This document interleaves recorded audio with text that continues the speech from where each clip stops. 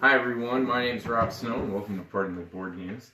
Today we're taking a look at one of the biggest games that I kickstarted in 2016 but came out just at the very tail end of 2017. This is Mythic Battles Pantheon. So we're going to be looking at some of the components in this core box and then we'll be doing subsequent videos looking at a bunch of the different expansion boxes later. But today we're just going to look at the core box. And at first, I just want to talk about the actual box. It is just, first it's huge, but it's got beautiful glossy edging on it. The logo here is like in gloss. It feels good. They've really made it look great. The logos are in that glossy format. It's an excellent box, and that continues onto the sides down there. This is a big, heavy box. This is not a small box or a small game. So a couple different things. We'll leave this set up over here. Right away, for those of you who back games on Kickstarter, you can tell these are miniatures, so we'll get looking at those in a second. Here's a bunch of the other components. So just to start with some minis, there is Cerberus, the dog. These are the two biggest minis in the in this core box, but not at all the biggest minis in the game. This is the Hydra, and then lots and lots of cards, activation cards, and follows cards. So we'll have to dig into those in a little bit and just see them. The artwork in this game is phenomenal. We've got our dice here. The dice aren't like fully custom dice, but they are pretty gorgeous. They've got swords on them instead of pips, and they go through 1 to 5 swords and then a blank side on them. So cool dice, and we'll have a whole video on how the combat works in this game. These are stat clips, the famous stat clips from this game, and I'll show you how those work later. And then these are the little markers, and in the game they're called follows. So we'll take a look at those. All of this, good packaging, nothing seems out of place. We've got rules reference cards in here, rule books in here. Some of these reference cards have like binders around them to keep them all together. Feels really good. We're going to get to those miniatures in a second. Cardboard packaging and keep everything in place. This game comes with 2 double-sided boards. So we're going to focus on those for a second here. Let's get all this stuff out of the way. So the first of these giant double-sided boards has what I believe is a garden map. You can just see the art is just gorgeous. And this game is divided into sections that you'll be moving your troops through. I love this about this game. This is a miniatures game. It's basically a war game, but no measuring sticks, no line of, there is some line of sight stuff, but there's no, like, oh, am I 18 inches or 6 inches? So really good. This is I would say this is like a streamlined war game, and I've been looking for something like that for a long time, ever since I stopped playing Warhammer. On the other side is the Cages of Tartarus. You can see like the hands of a monster reaching in there. So really cool double-sided map. Big, nice big battlefield area. A little bit more than 2 feet by 2 feet, maybe 30 inches across on the boards. The next map. This one has some kind of like, I don't know what's this one called, but it's got a big giant like area at the center here to fight on, and boats on the shore here. This is like maybe a harbor area of some kind, and these are water areas that can be accessed by water troops more easily. On the flip side of that is kind of another battle scene. You can see that there's some more defined terrain in this section of the game. So that's super cool. Very good maps, and these aren't the only maps. There's actually, I think, a map in most of these different expansion boxes, so we'll take a look at those also. Now, kind of the crux of this game takes place in kind of a nuclear Greek world where the Titans have escaped and destroyed Mount Olympus, and the gods and the Titans are now all fighting for dominance. Look at that artwork on the side of the box. They got a bunch of the different minis that are in the box kind of photographed on there. So cool. I love when companies take the time to do extra art things like that. So I haven't even punched these yet. I'm going to punch these now. But these are the hero dashboards and god dashboards and stuff like that. So here is the one for Athena. You know how close up that is there. And make sure to get component shots also. But so there's Athena. She's got her powers listed over here, her stats in the middle here, and then some of the just general information about her there. And it's nice, all the different types of troops are color coded. So you've got gods are in yellow. So here's Hades, similar to what we had before. And we've already seen Cerberus, the mighty dog. So all the monsters are in green. And then heroes, like the mighty Heracles, is in silver. So we'll get some of those punched out. Lots of tokens in this game. It's like, I don't know, maybe 50 tokens there. Now they've got the villager tokens here at the bottom, but I also have the villager expansion pack, so I've got minis for those guys. There's the rest of the heroes. One of the things that I love about this game, a lot of games don't do this, so I'll just give you a token. This game actually has 3D terrain, so they've got pillars and rocks and trees for me to punch out and assemble later. Alright, let's take a look at these miniatures here. They come in this big box. Oh, we got them upside down. You can get pre-planned now, that makes better. So, as you can see, maybe 50 miniatures in that core box as we look through them. We're going to look at each of them a little bit.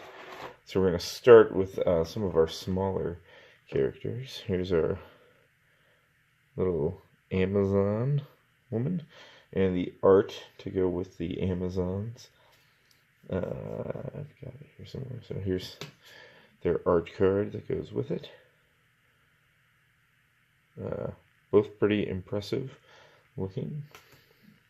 There's some of the troops. Here's one of the Hell Warriors. Or, excuse me, Infernal Warriors. I think they were called Hell Warriors earlier in the campaign, but they've had their name changed. Or maybe there's for someone else. Here's the Spartans. So we've got some Spartans in here. And this little Spartan dude was used as the kind of the comparison mini for all the other minis that came out. There's his card. We've got the Infernal Hounds. So these are little dogs. They've kind of been taken off the leash there.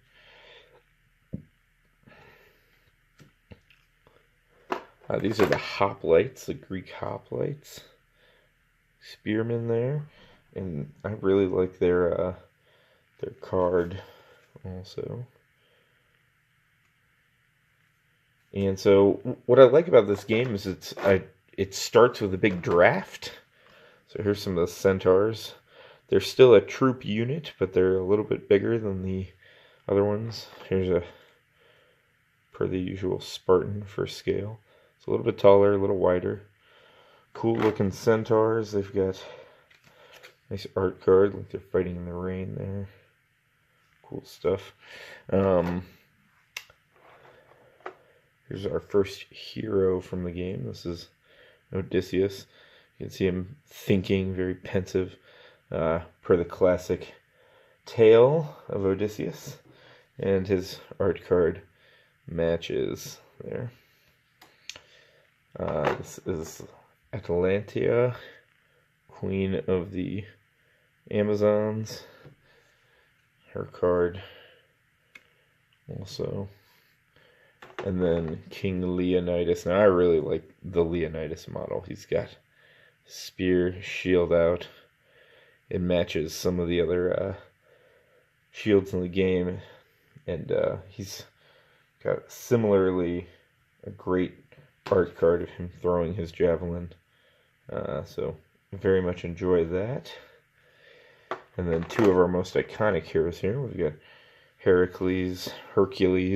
I'm not sure if that translation made it through. But again, a pretty large model for Hercules. If you compare him to the main Spartan, he's almost a full head taller than the Spartan is, and he's got that big club that gives him some extra range there.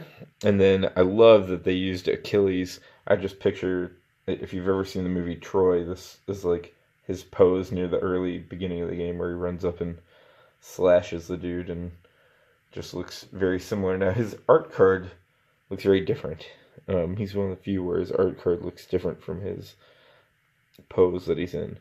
But I think this is similar to some of the box art that's done on some of the other ones. But still a cool card. Lightning in the background and stuff. Really great model, though. And we'll do some of our other monsters that we haven't seen yet. Here's Medusa. And Medusa's card. Now, the cards are not... They just have the color coding here on the names. And it might be a little bit easier to spot if there was some other stuff. This guy's a pretty big miniature. This is the Minotaur. Again, you can see next to the Spartan, he's much larger than that Spartan is. And he's got a cool kind of grisly looking card also. Again, not something that like super matches, but they've zoomed in on the face there. And now we're going to look at the gods. So the god heroes in this are significantly larger than the humans. The gods are much larger. I mean, you can see that the Spartan comes up just to mid-thigh on Zeus here. And I really like Zeus's artwork. I mean, he's had some of the best art in the game, I feel like, has been attributed to Zeus. Yeah, set him down there. And then my favorite opposed god miniature is Ares. And you can see him even compared to Achilles, who's a little bit taller than some of the other ones. He's just a much larger miniature. And Ares' card has that same helmet and shield going on. Really nice. Hades, almost all of these are in some kind of dynamic pose, which is great. Hades kind of attacking with his pitchfork type deal here, and he's got a really intricate shield on his back that I like. And Hades' card is right here. Again, you can see that that's obviously the same model, and it'll be easy to recognize who you're supposed to move and which models match which cards.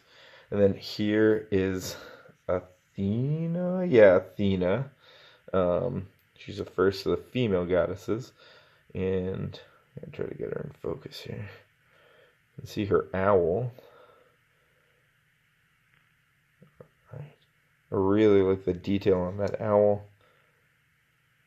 See the feathers have been given great detail all the way around. Plume of her helmet, you can see the plumage there. So just another really great model. And here's her card with that same owl. That owl gives her some kind of power in the game. In fact, I think I still have her card from earlier. So there's her card with the owl doing an attack for her. So pretty awesome stuff. I'm super excited for this game. We'll kind of come back up and I'll give you my thoughts on the components here. Well, what I really like about this game, obviously, is these miniatures. They're just excellent minis. The card art, the art is amazing. I mean, all of the art is really good. Now, the cards are a little thin. They aren't anywhere close to a Lords of Waterdeep linen finish type card, but they feel even compared to like Magic the Gathering cards, they feel a little thin. So I think I'm going to be sleeving the 1,000 cards that come in this game. I think that's going to be necessary. But they do have great art, and the models are great, and the packaging was great. And these dashboards are really slick. And it's a neat way to do that. And they do have English on one side and French on the other. So those are the only 2 languages supported by this game at this time. So if you speak another language, there's not a copy of this game out there for you. I really, really like it. It's interesting to me when people have really high quality like player aids. These are thick and you can hear them bounce and stuff. But the cards are just a little on the flimsy side. And if I could do it differently, I'd choose for my cards to be a little bit higher quality and my player aids to be a little more flimsy. But it's still really nice to have these. The rule books and scenario books are really strong. They're really good. So they're thick. They've got lots of pages to them. I mean, if you flip through here, there's more great art and scenarios and things like that in the book. So all in all, I'm very, very happy with this game.